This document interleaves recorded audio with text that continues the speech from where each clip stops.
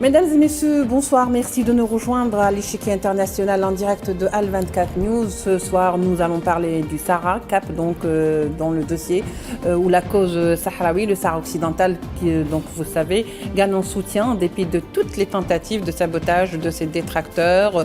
Le Maroc n'épargne aucun moyen pour faire croire que cette cause est vaine. Ses efforts sont tous voué et le plus souvent à l'échec en dépit du soutien dont il bénéficie et dont la plupart sont dus à des pots de vin et beaucoup de soudoiements dans le scandale le Pegasus, rappelez-vous. Tout de suite, nous allons revenir sur ce dossier avec nos invités.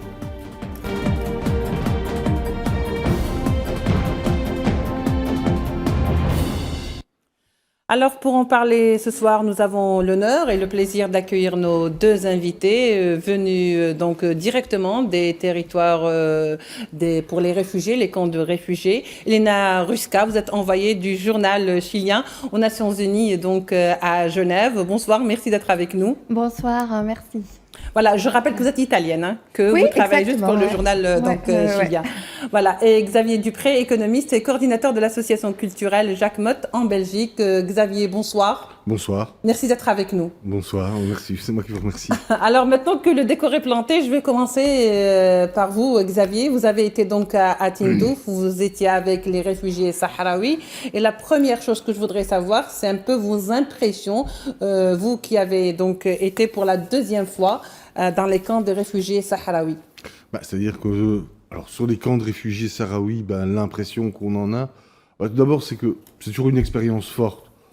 D'abord parce que on est au contact d'un peuple qui finalement, à qui on a tout pris, sa terre, ses ressources naturelles, et pas sa dignité. Donc ce peuple veut ses droits, il se bat, et on entend des choses très émouvantes.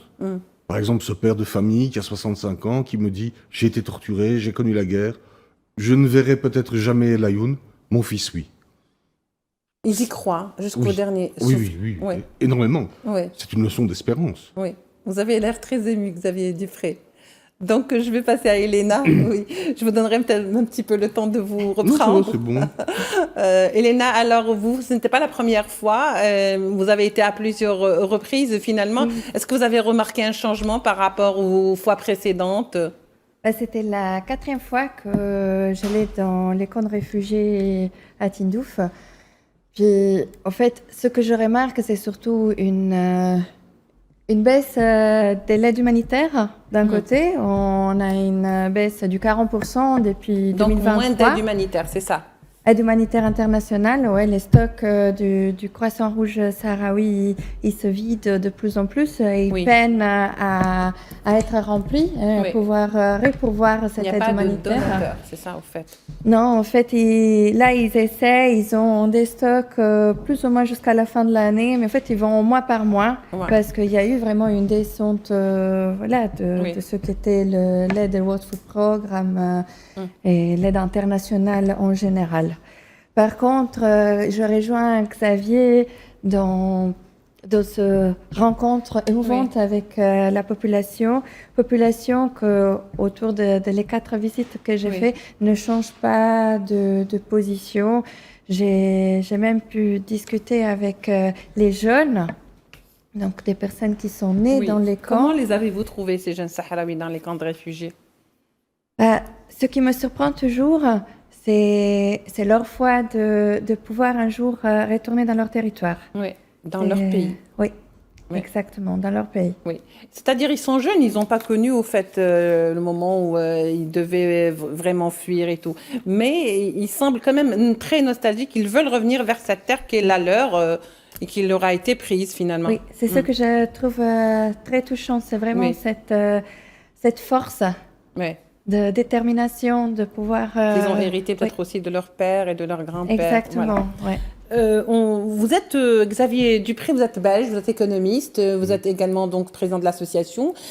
Vous, Jacques Motte, vous, en tant que Belge, je ne sais pas si vous êtes au courant, je suis sûre que vous l'êtes, puisque la position de la Belgique a été très claire là-dessus. Elle a rappelé, la Belgique, le ministre des Affaires étrangères, a rappelé la position de son pays, la position officielle, en disant que nous restons avec la légalité internationale, ce qui conforte un petit peu la position réelle qui est celle du Sahara occidental, qui est un dossier qui est sur la table de l'ONU. Donc, cela vient en réponse peut-être à certains qui disaient peut-être ou qui pouvaient épouser une autre thèse. Est-ce que vous pouvez nous en dire plus? Oui, c'est-à-dire qu'en fait, en Belgique, aujourd'hui, nous avons un parti conservateur qui est de plus en plus aligné sur la droite et qui montre une certaine cohérence dans un soutien à l'impérialisme et au néocolonialisme, puisqu'il nie à la fois le caractère génocidaire de ce qui se produit à Gaza et en même temps, dans la foulée, mais de manière cohérente finalement, en parallèle, décide que finalement, il y a une souveraineté marocaine sur le Sahara occidental, au mépris du droit international, alors que depuis... du peuple sahraoui. Et du peuple sahraoui, bien sûr.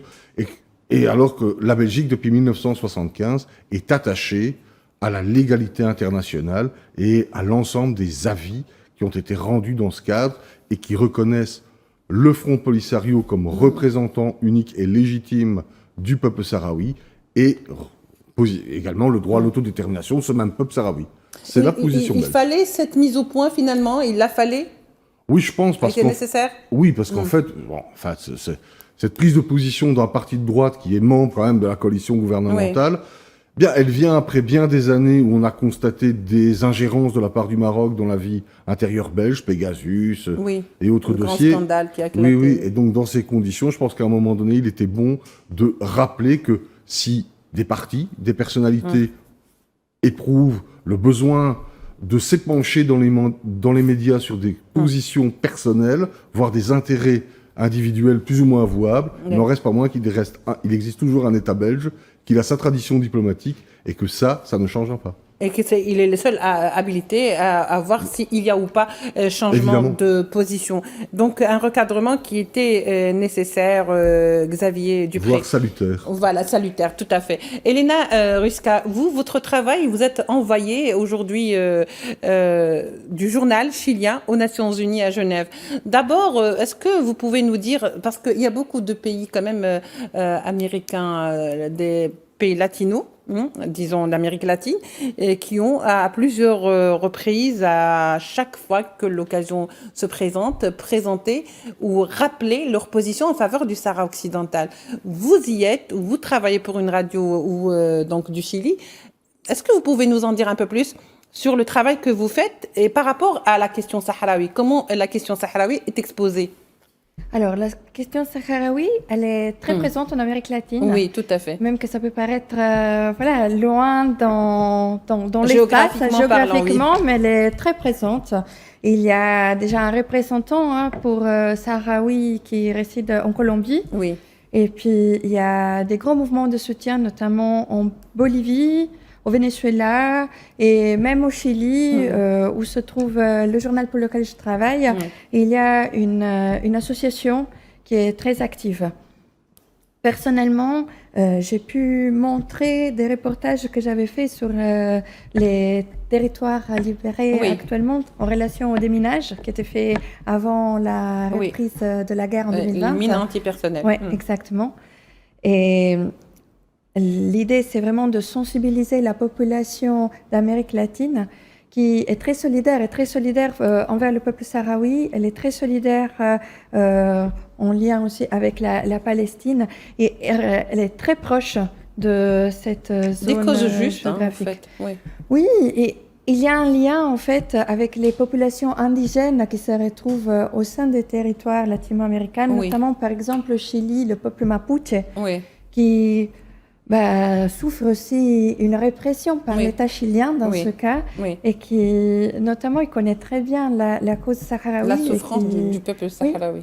Oui, et c'est, d'une certaine façon, ils se sont représentés. Oui, en fait, ils se reconnaissent dans cette souffrance. Donc, les peuples qui sont opprimés se reconnaissent entre eux. C'est pour ça que tout à l'heure, je disais en off donc, à Xavier que finalement, il y a beaucoup de parallèles à faire, de similitudes entre ce qui se passe aujourd'hui, par exemple, à Gaza pour la cause palestinienne et ce qui se passe avec les Sahraouis. Le Coran utilise exactement les mêmes procédés. Si on les énumère un par un, on va trouver que c'est du copier-coller. Donc, le Maroc, vraiment, fait peut-être parfois mieux que l'entité sioniste. En tout état de cause, aujourd'hui, on le constate dans les territoires, en tout cas dans les camps de réfugiés, puisque dans les territoires libérés aujourd'hui, les bombardements qui sont le fait des drones ont conduit des populations nomades à devoir se fixer de force dans les camps de réfugiés parce qu'elles sont en danger. Donc aujourd'hui, l'action colonisatrice du Maroc semble... tout colon est une brute.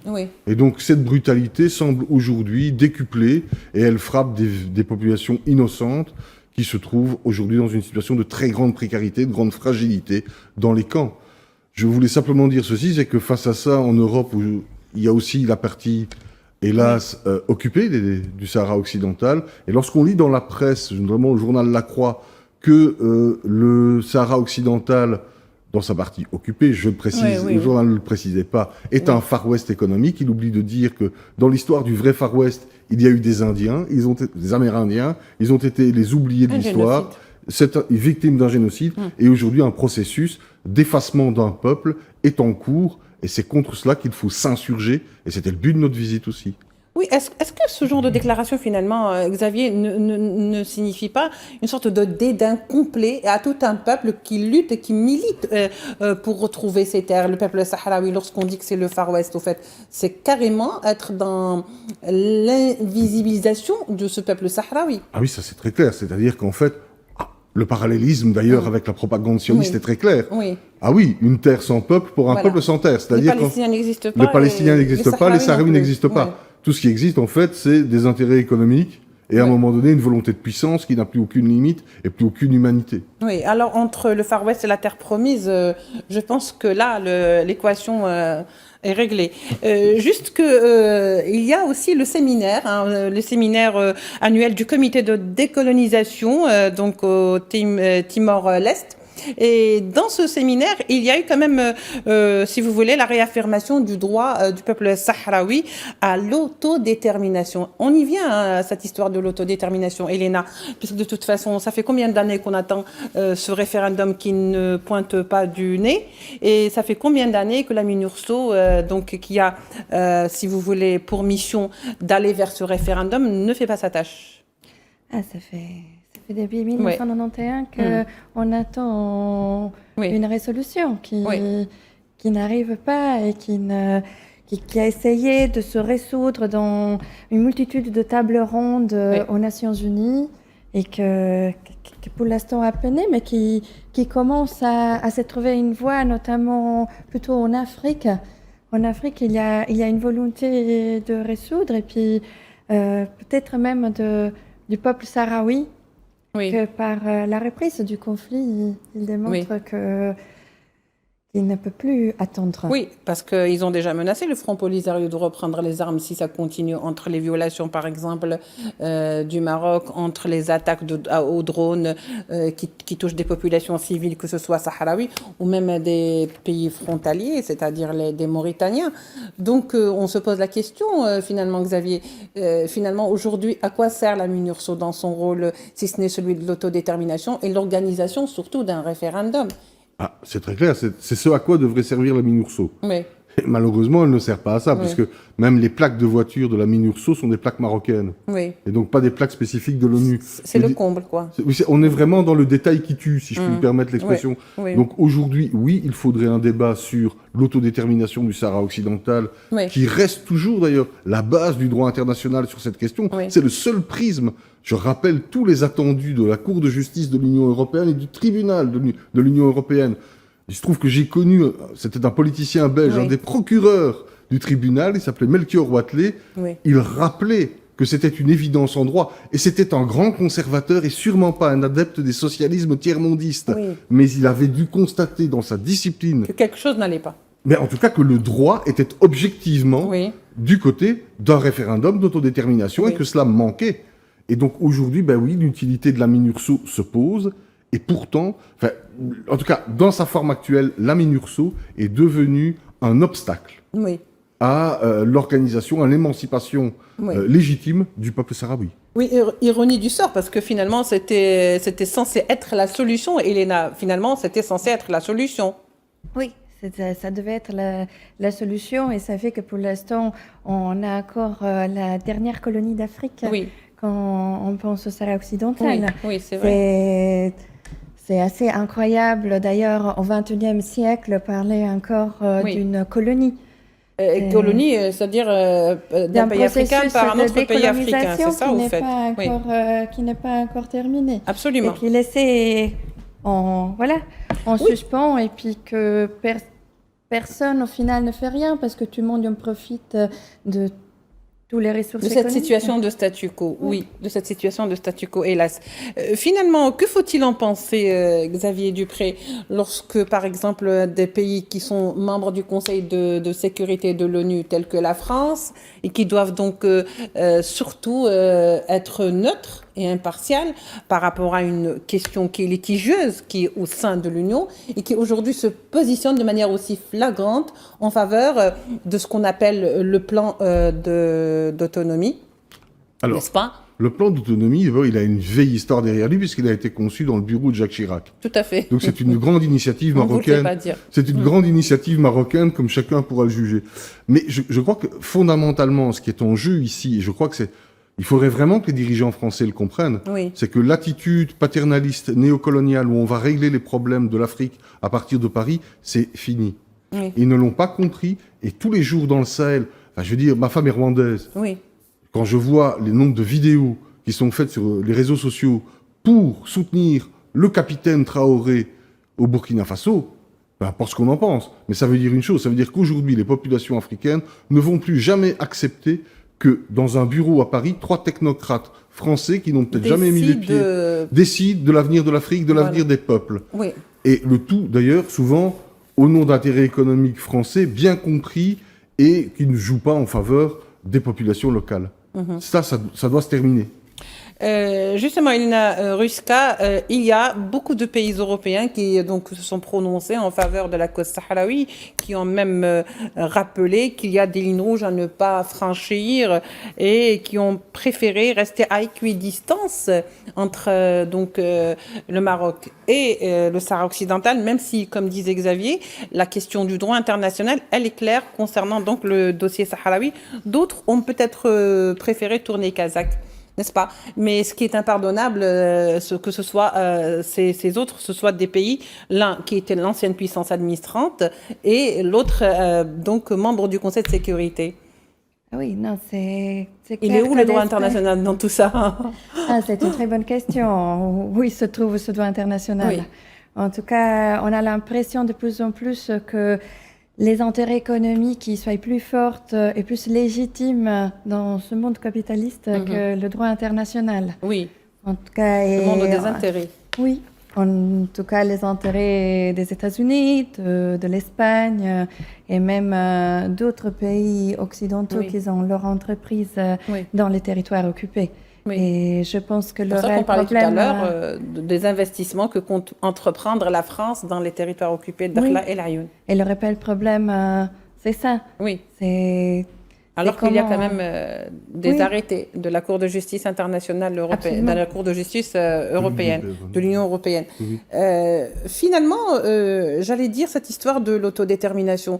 Pourquoi fait-elle tellement peur, le référendum, finalement? Pourquoi le Maroc ne veut pas? Parce qu'on a compris, c'est le Maroc qui un petit peu met des obstacles, que ce soit pour les envoyés spéciaux du Sahara occidental, c'est-à-dire de l'ONU vers le Sahara occidental, que ce soit en ayant des alliances contre nature, par exemple, pour dire qu'il y a des pays qui soutiennent notre plan de l'autonomie et que l'autodétermination, ça n'existe pas.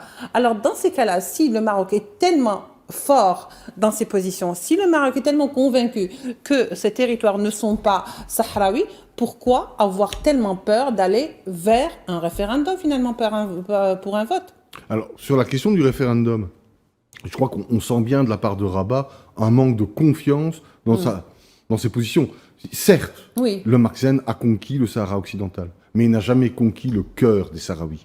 Ce qui veut dire que si on laissait demain la population sahraoui s'exprimer, on irait vraisemblablement vers un échec pour Rabat. Et cet échec aurait des répercussions en ordre interne à l'intérieur du Maroc. On pense notamment au dossier du Rif, à d'autres dossiers de mauvaise répartition des richesses qui pourraient effectivement ébranler le pouvoir en place. Et donc le Sahara occidental est devenu une espèce de dossier ultra symbolique et ultra sensible pour le pouvoir en place à Rabat. Et je crains malheureusement que, vous savez, on parlait de droit international, derrière le droit international, il y a aussi du rapport de force. Il faudra continuer à le créer, ce rapport de force. Ben justement, parce que, au fait, quand vous me parlez de ça, lorsqu'on va vers un référendum d'autodétermination, est-ce que ça ne risque pas, justement, est-ce que c'est pas ça que craint le Maroc, c'est-à-dire la menace d'une partition de son territoire, avec les revendications des riverains de l'autre côté? Il risque d'y avoir un Maroc carrément, si vous voulez, en partition. Est-ce que ce n'est pas réellement ce que craint finalement le Maroc? Certainement que s'il perd les territoires occupés du Sahara occidental... Très riche, sous-sol très riche. Il perd beaucoup. Il perd énormément d'enjeux, il perd énormément d'accords, il perd aussi des accès vers l'Afrique. Les frontières aussi changeraient. Du coup, il y a énormément d'enjeux. Le côté maritime, effectivement, c'est pas rien. Donc finalement, c'est le côté commercial, le côté économique qui pèse réellement. Parce que finalement, on va voir que chaque fois qu'il y a des investissements, c'est surtout dans les territoires occupés. Bon, on va dire d'une façon que c'est aussi pour faire de la provocation, pour dire au monde que ce sont nos territoires, mais parce que c'est réellement là où se trouvent tous les enjeux économiques. Absolument. Les richesses dont bénéficie aujourd'hui le Maroc, les terres rares, les minéraux, et j'en passe, Xavier. Oui, c'est très clair. En fait, l'Union européenne, par rapport à la dimension politique du dossier sahraoui, finalement, se prononce peu là-dessus. En revanche, vous savez, les ressources halieutiques de l'Europe seront épuisées d'ici une vingtaine d'années. Il faut trouver une alternative. Il faut trouver une alternative. Il faudra bien que des gens puissent manger des boîtes de sardines. Et donc, elles se trouveront, ces ressources halieutiques, au large du Sahara occidental. De la même manière, toute une série de matières premières dites critiques se trouvent au Sahara occidental. Notre partenaire pour ces matières premières était jusqu'à présent la Russie. Il y a de l'eau dans le gaz, c'est le cas de le dire, entre Moscou et Bruxelles. Et donc, dans ces conditions, le Sahara occidental fait figure, quelque part, de butin de guerre pour les Occidentaux. Palliatif, de butin de guerre pour les Occidentaux. Et ça, c'est très net et ça se sent très, très fort. Justement, à un moment donné, il faut peut-être mettre un terme à ce qu'on appelle cette exploitation illégale, parce qu'on est vraiment dans l'exploitation illégale d'un territoire qui est litigieux, dont il faut absolument, il y a quand même, si vous voulez, il faut s'arrêter d'exploiter jusqu'à ce que sur ce litige, il soit tranché. Or, on voit que l'exploitation continue en dépit des arrêtés de la CGUE. Elena. C'est une... Bien que la question aurait été posée peut-être à Xavier qui est économiste. C'est comme vous voulez. Oui. Alors, en fait, clairement, ce qui se passe aujourd'hui, c'est que, il y a des arrêtés qui disent clairement que le Sahara occidental, s'il y a un traité de libre-échange entre le Maroc, de libéralisation commerciale entre le Maroc et l'Union européenne, il ne peut pas s'appliquer au territoire du Sahara occidental. On voit quand même arriver des tomates cerises, des poissons, des ressources. Alors, je crois que ce qui va être important de faire aujourd'hui, pour la société civile organisée et nos organisations citoyennes, eh bien, ça va être de commencer à regarder, à dénoncer ces pratiques, y compris devant nos tribunaux nationaux. Il y a déjà des procès, d'ailleurs, qui vont opposer, d'ailleurs, des organisations paysannes françaises avec l'État français pour des questions, tout simplement, d'importation de ressources du Sahara occidental qui sont absolument illégales. Elles sont illégales parce qu'en fait, l'étiquetage de ces produits devrait mentionner non pas Made in Morocco, mais Made in Western Sahara. Donc Made in territoire occupé. Made in territoire occupé. Qu'on occupe, voilà. Et ça, c'est illégal déjà. Made in Far West, j'ai envie de dire, c'est comme l'histoire des produits donc palestiniens, les oranges et les agrumes qui sont étiquetés donc Made in Israël, alors que c'est carrément Palestine, Absolument. territoire occupé. Donc vous voyez, finalement, il y a des raccourcis qui sont quand même étonnants. Elena Ruska, je voudrais que vous nous dites, vous, parce que vous avez été quand même dans les territoires, dans les camps de réfugiés, à chaque fois que vous y allez et que vous rentrez, vous revenez avec quelle impression, mais surtout, quels sont les rapports que vous faites, au fait, à vous-même ou à votre lecteur ou à vos auditeurs?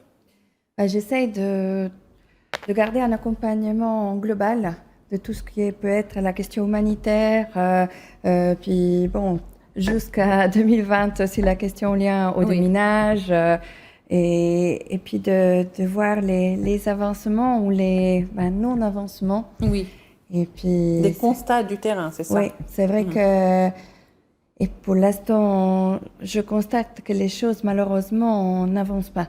Oui. Ne bouge pas forcément. Pourquoi selon vous, Elena, mais alors brièvement, en quelques secondes? De nouveau, on va retomber sur un peu le même thématique. Mais pour moi, il y a vraiment ces intérêts économiques qui pèsent réellement et qui font que les choses ne bougent pas parce que déjà, dans les territoires occupés, il y a tous ces intérêts dont on a parlé, du phosphate, la pêche, etc., qui font qu'il n'y a pas vraiment d'intérêt de la part de la communauté internationale que les choses y bougent. Oui. Et puis, de l'autre côté, il y a une stagnation de l'aide humanitaire parce que ça fait quand même énormément d'années que cela perdure. Oui.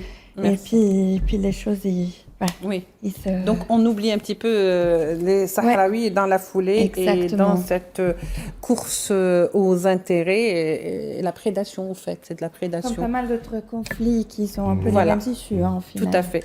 Merci beaucoup. Donc je rappelle qu'était avec nous Elena Ruska, envoyée du journal chilien aux Nations Unies à Genève, Xavier Dupré, économiste et coordinateur de l'association culturelle Jacques Motte en Belgique. Merci d'avoir été avec nous. Merci pour votre témoignage et pour cet éclairage. Merci à vous de nous avoir suivis. On se retrouvera la semaine prochaine ou demain, si vous souhaitez, pour un nouveau numéro de l'Échiquier International. Au revoir.